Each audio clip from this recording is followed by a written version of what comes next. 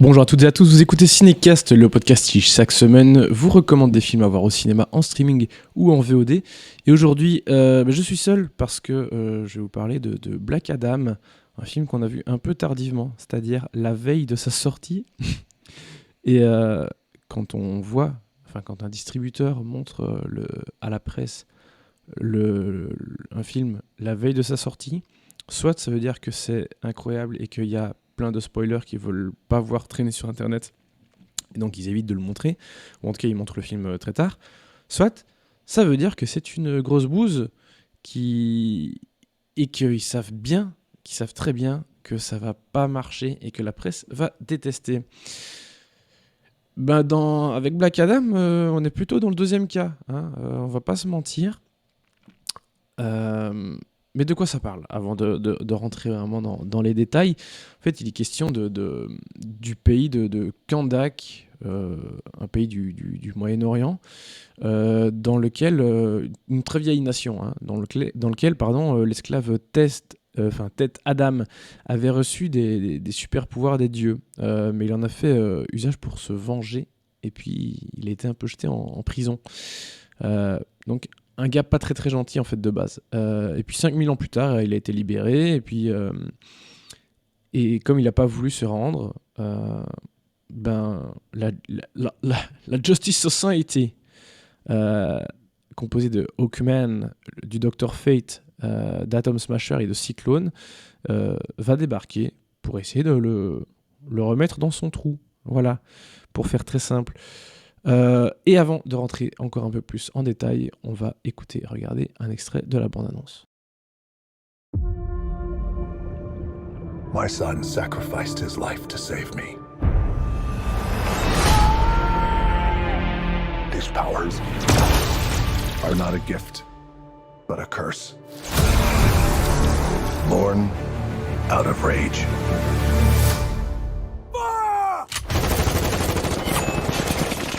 So I'm out to them.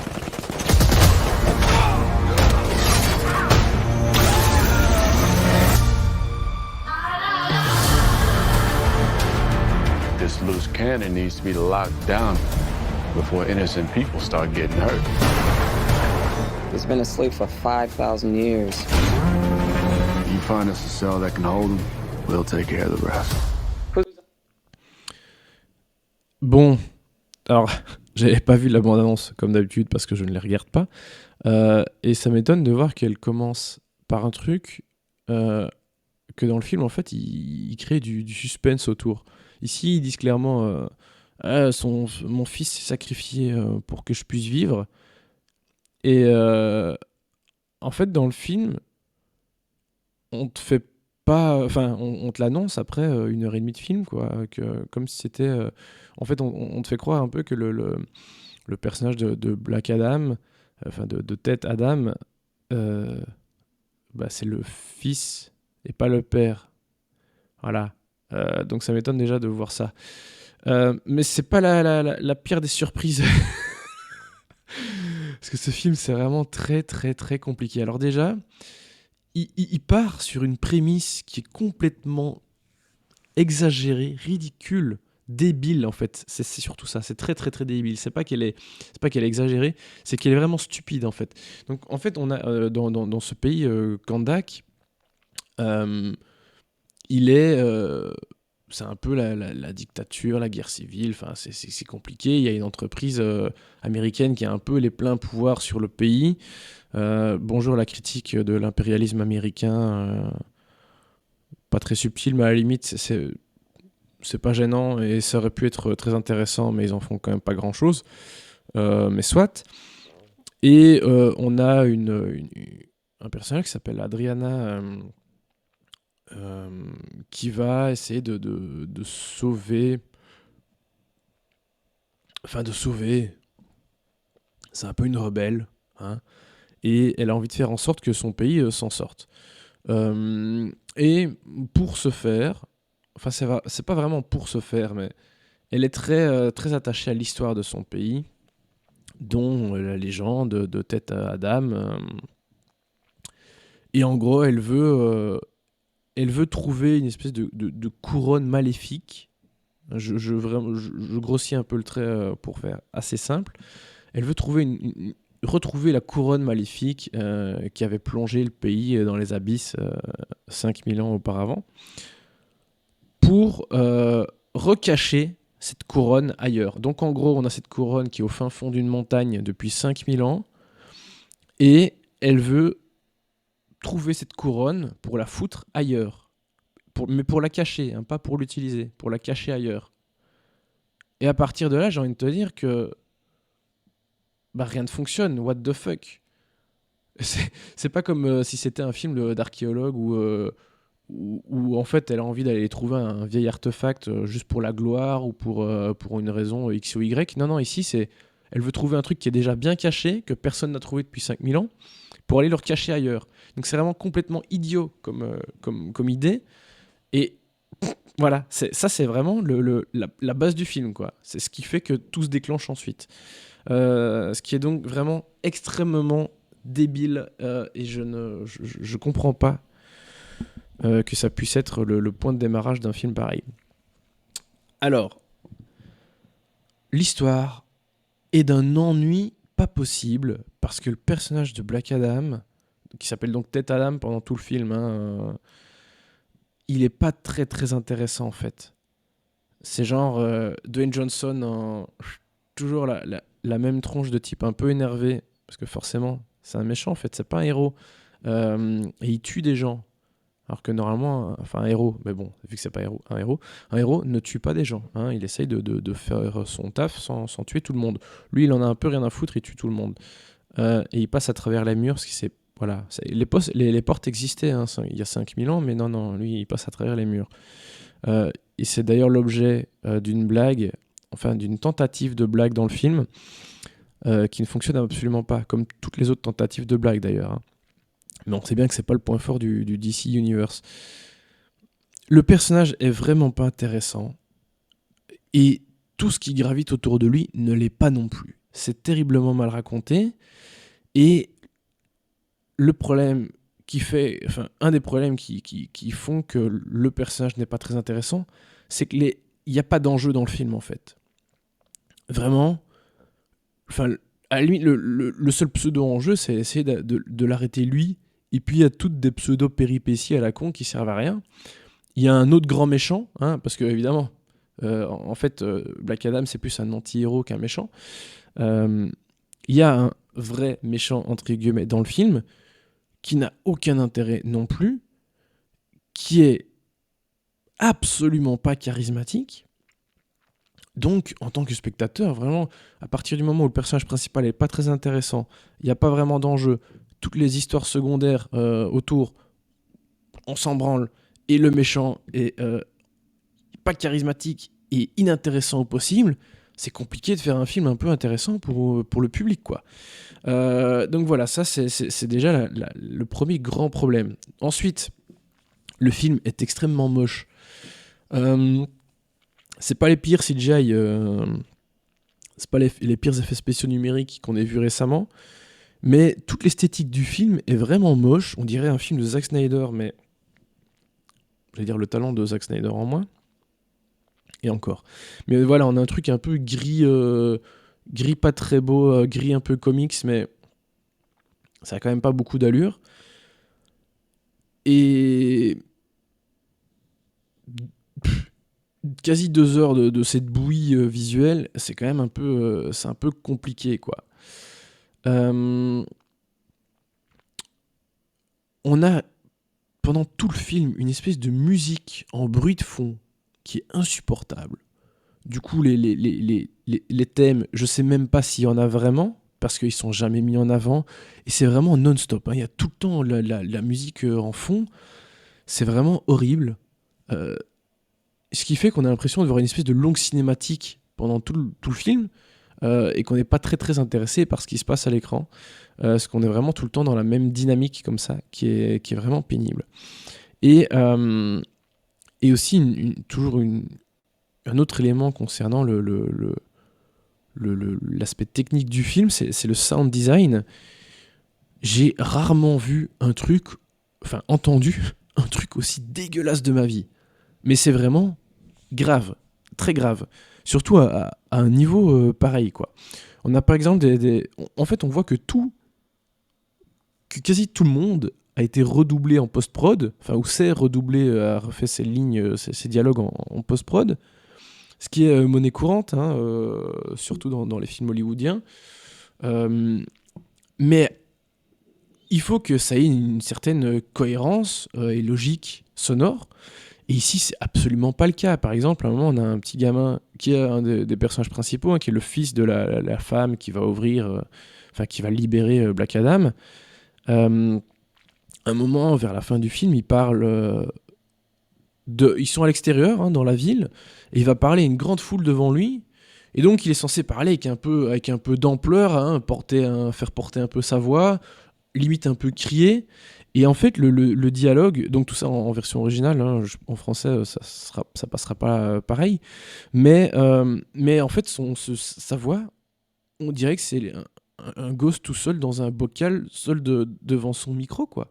Il n'y a absolument pas l'ampleur, l'ambiance sonore qu'il devrait y avoir à ce moment-là. Et vraiment, c'est hyper choquant. Et il y a plein de moments comme ça dans le film où on se dit, mais en fait, ça fonctionne pas du tout parce que on n'y croit pas une seconde, quoi. On n'y croit pas une seconde. Et c'est bien dommage. Et je voulais aussi, évidemment, parler un peu des autres personnages parce que voilà, bon, il y a Black Adam dont on ne fait pas grand-chose. Hein, c'est un méchant qui est méchant, mais parfois c'est ridicule. Hein, à un moment, il faut...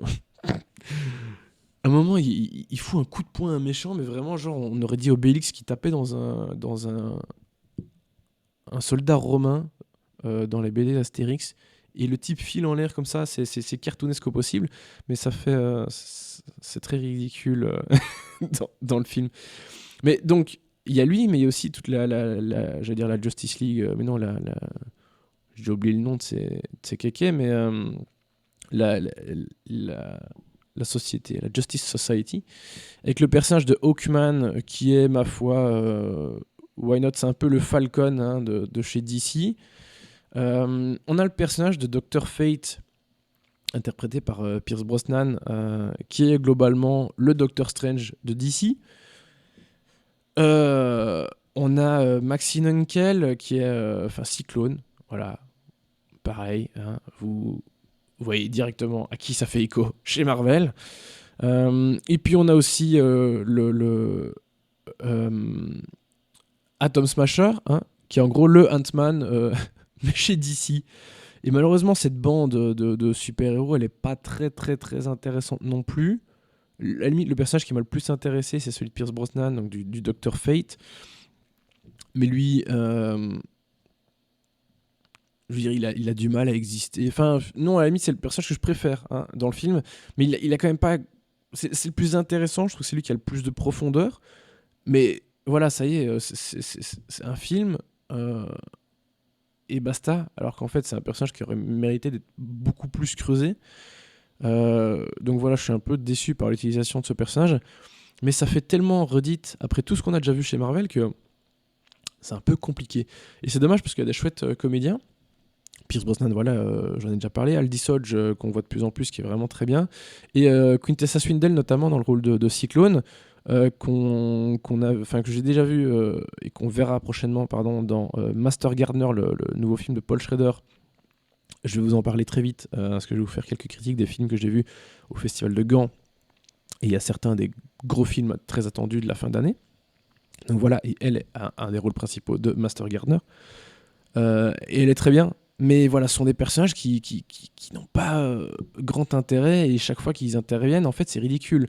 Les deux plus importants de la League Society, Justice Society, c'est Hawkman et Dr. Fate, et les deux autres, vraiment, ils font de la figuration, et on nous vend une espèce de relation amoureuse, vraiment un truc à l'eau de rose entre, j'allais dire Ant-Man, entre Atom Smasher et Cyclone, et ça n'a vraiment aucun intérêt, mais vraiment, ils servent à rien, ces personnages, mais vraiment à rien. Et c'est dramatique de voir que tu écris une flopée de personnages d'arcs narratifs pour avoir rien à dire à ce point-là, quoi. Et c'est dommage parce que j'ai commencé par l'État. Il y a cette histoire d'espèce d'impérialisme américain qui, enfin, en tout cas la métaphore, hein, qui aurait pu être très intéressante à creuser, mais ils en font rien du tout.